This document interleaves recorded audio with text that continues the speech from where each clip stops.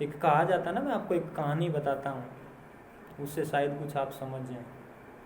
एक बार क्या रहता है ना, एक साधु रहता है, क्या रहता है, साधु रहता है, और उसके पास एक व्यक्ति जाता है और जाके बोलता है कि साधु महाराज मुझे ये बताइए कि इंसान का मूल्य क्या है। एक जो इंसान होता है ना, इंसान, उसका मूल्य क्या है। तो साधु पता है उसको क्या बोलता है, साधु उसको बोलता है, उसको एक पत्थर देता है और पत्थर देके बोलता है आपको सिर्फ इसको बेचना नहीं है, सिर्फ जाके इसको दुकान के ऊपर इसका मूल्य पता करके आना है आपको कि ये कितना रुपए का है। और वो व्यक्ति वहाँ से चला जाता है।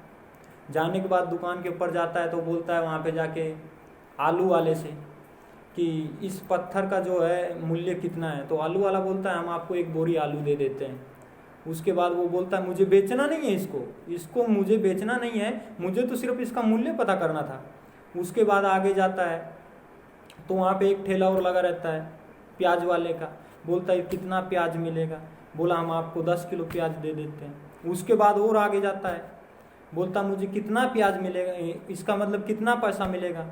तो वहाँ पे एक दुकानदार रहता है, बोलता है पत्थर तो अच्छा है, बहुत अच्छा पत्थर है, देखने में भी अच्छा लग रहा है, इसका मैं आपको एक काम करता हूँ 500 रुपये दे देता हूँ। ओके, तो बोलता है वो कि मुझे इसको बेचना नहीं है, गुरुजी ने मुझे बोला है कि इसका मुझे मूल्य पता करना है कि क्या मूल्य है इसका।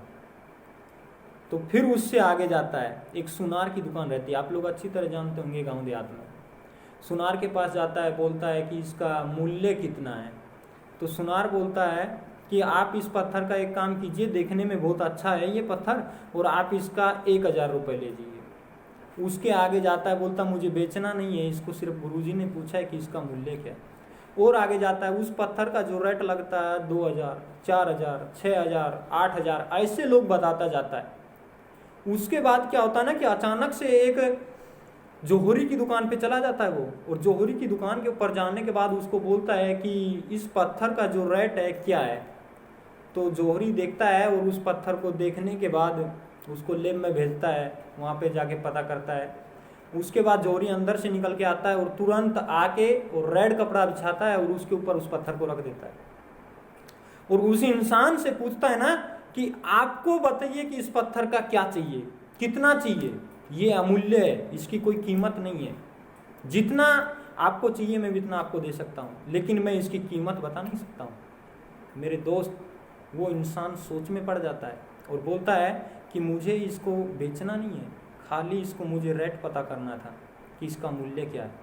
और वापस आता है गुरुजी के पास और आके बोलता है कि गुरुजी मुझे कुछ समझ नहीं पाया कि लोगों ने मुझे ऐसी ऐसी बात बोली, कोई इसका क्या रेट बता रहा था, कोई इसका क्या रेट बता रहा था, और एक व्यक्ति ने तो मुझे ऐसा बताया कि इसका कोई मूल्य नहीं है, इसका कोई मूल्य नहीं है। तो गुरुजी तुरंत बोले कि इससे साफ साफ आप समझ जाइए, आप चाहे तो अपनी कीमत आलू प्याज के भाव में बेच लीजिए, चाहे एक बोरा आलू के भाव में बेच लीजिए, चाहे 5 केजी प्याज के भाव में बेच लीजिए, चाहे 8000, कहीं 5000, कहीं 7000, आपके ऊपर डिपेंड करता है, आपकी काबिलियत के ऊपर डिपेंड करता है कि आप अपना जीवन को किस रेट में बेचना चाहते हैं। और चाहे तो आप अपने जीवन को अमूल्य बना सकते हैं, लेकिन उसके लिए आपको कर्म करना पड़ेगा मेरे दोस्त, कर्म।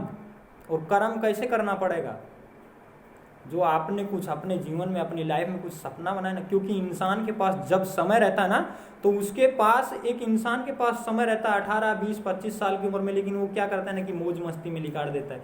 चलिए यार, बाप कमा रहा है, फलाना है, धिगड़ा है, मजा कर लेते हैं, कोई दिक्कत नहीं है, मौज मस्ती में निकाल देता है।